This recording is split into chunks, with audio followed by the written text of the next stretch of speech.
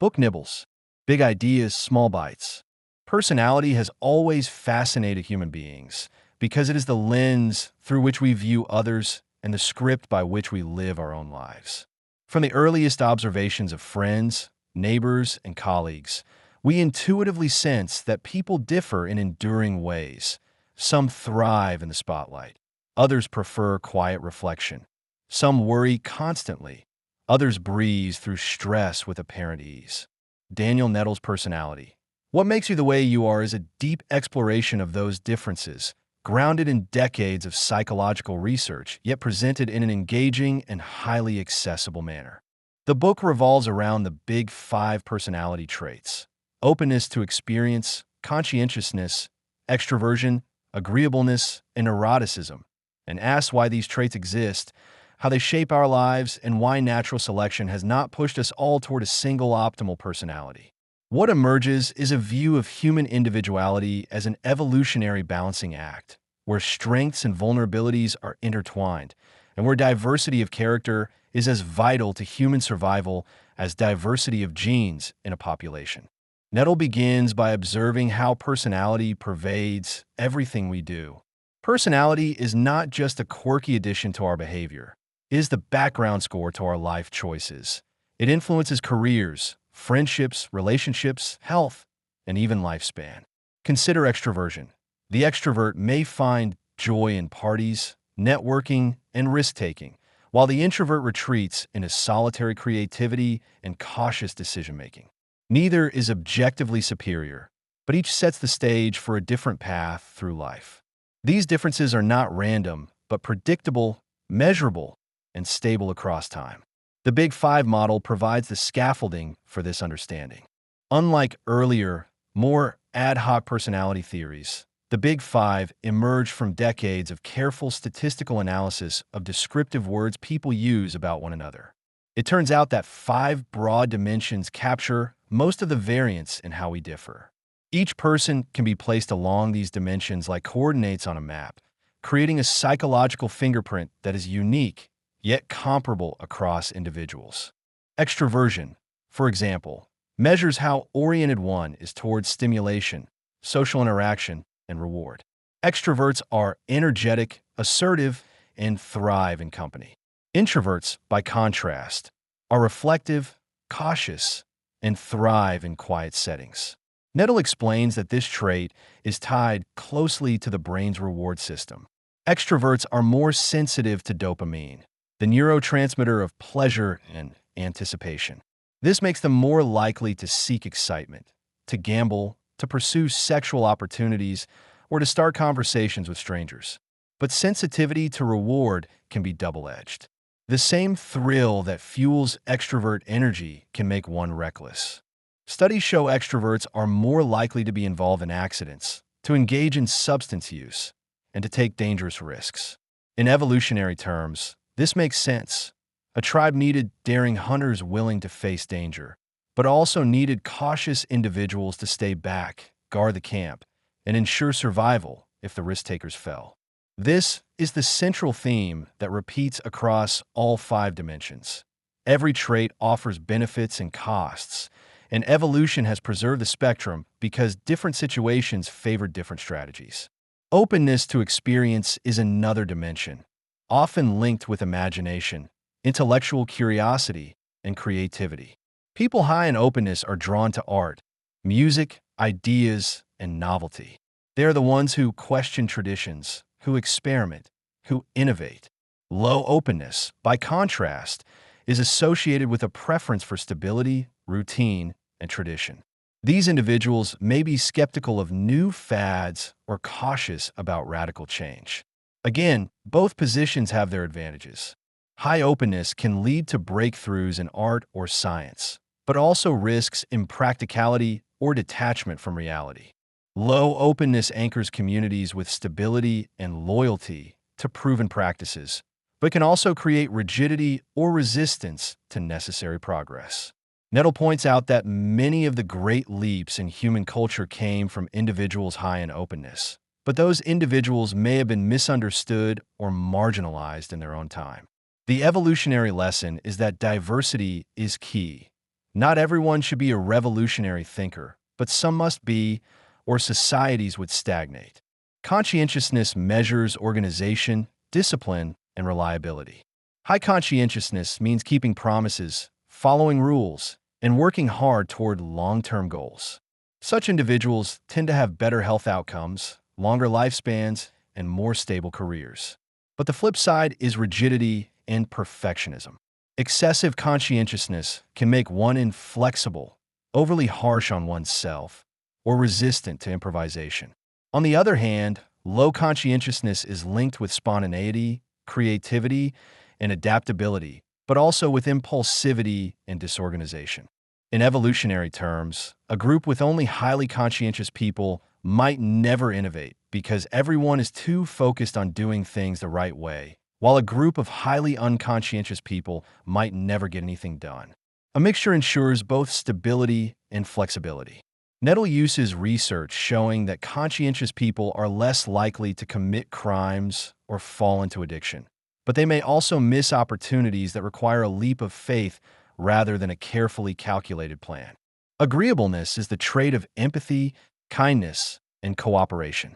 Highly agreeable people are warm, trusting, and eager to help others. They're the glue of social cohesion, the ones who prevent conflict and build alliances. Yet too much agreeableness can lead to gullibility, exploitation, or inability to stand up for oneself. Low agreeableness, often associated with competitiveness, suspicion, or even aggression, is not always a disadvantage. Sometimes, survival requires toughness.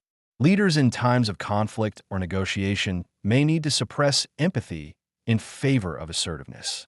Nettle emphasizes that human groups cannot thrive with only sweet-natured cooperators. Sometimes, a few tough-minded individuals are needed to ward off exploitation by outsiders. This is another example of evolutionary trade-offs, where no single personality type guarantees success across all contexts. Neuroticism, the tendency toward anxiety, moodiness, and emotional sensitivity, is perhaps the most puzzling trait. Why would natural selection preserve something that makes people miserable? Nettle argues that neuroticism is vigilance. A highly neurotic person is tuned to potential threats, whether real or imagined. This trait may have saved lives in dangerous environments, as those who worried constantly about predators or enemies were more likely to take precautions. But in the modern world, where existential dangers are less frequent, high neuroticism manifests as anxiety disorders, depression, or chronic stress. At the same time, low neuroticism can be equally problematic. Those who never worry may fail to notice real dangers or take foolish risks. Once again, variation proves adaptive. Populations need some highly vigilant individuals to spot threats early, and others with calm dispositions to keep group morale high. This balancing act explains why neuroticism persists despite its negative effects on subjective well-being. Throughout the book, Nettle draws on vivid studies and anecdotes.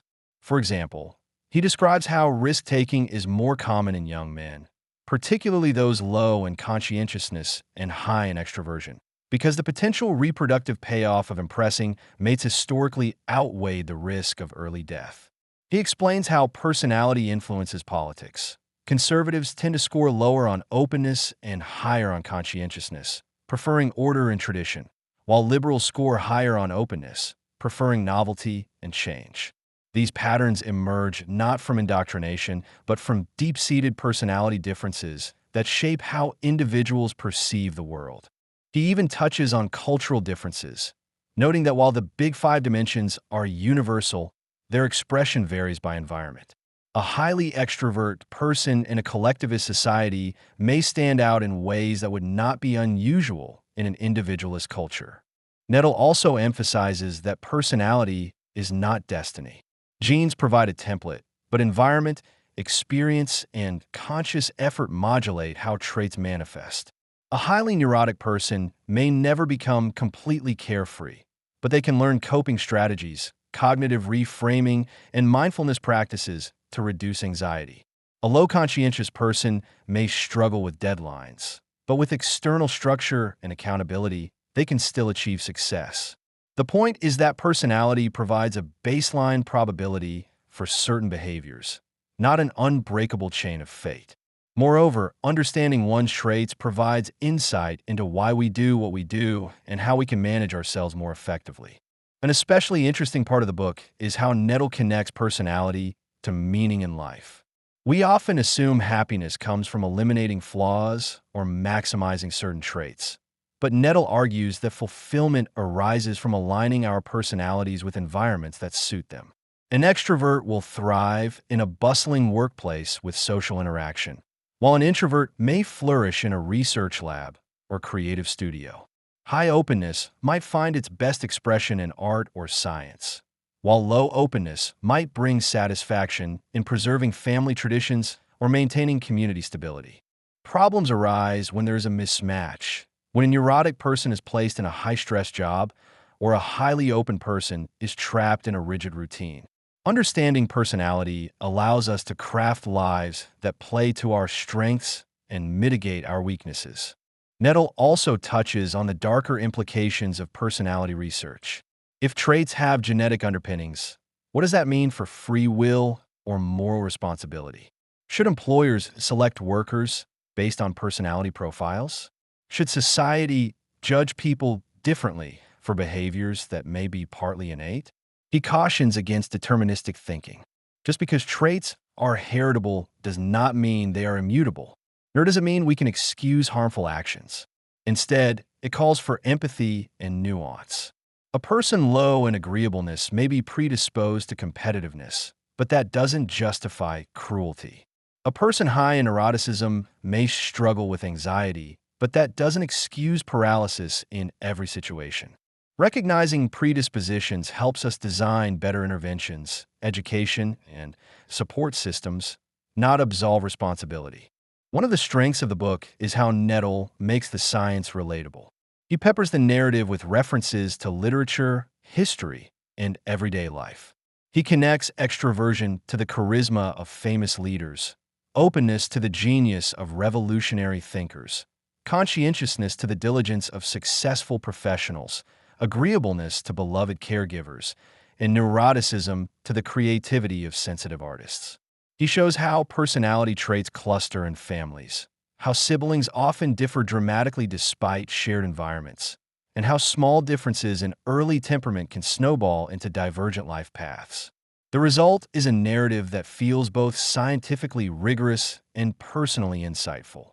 As the book draws to a close, Nettle returns to the big question, what makes you the way you are? The answer is not a single cause, but an interplay of genes, environment, and chance. Personality is a set of enduring tendencies that bias us towards certain behaviors, but is also flexible enough to adapt to circumstances. The key insight is that there is no perfect personality. Every trait has trade-offs, and human diversity is itself the evolutionary solution. A world of only extroverts or only introverts would be less resilient, just as a gene pool with little variation is vulnerable to extinction. Diversity in personality ensures that humanity can survive and thrive in changing environments. This is not just a scientific conclusion, but a philosophical one. The meaning of life is partly to be found in embracing the individuality that makes each of us distinct.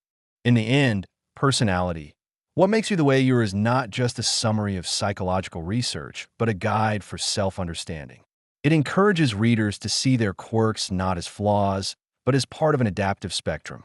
It challenges us to recognize that others' differences are not obstacles, but complementary strategies shaped by evolution. And it reminds us that the richness of human experience comes not from uniformity, but from variety. By appreciating personality in all its forms, we gain not only insight into ourselves, but also compassion for others. The book leaves us with a sense of humility and curiosity, urging us to continue exploring the complex, fascinating landscape of human individuality. And that's it. Daniel Nettle's personality. What makes you the way you are? Thanks for listening to Book Nibbles. If you enjoyed this bite-sized book, don't forget to subscribe for more quick, insightful summaries. See you in the next nibble.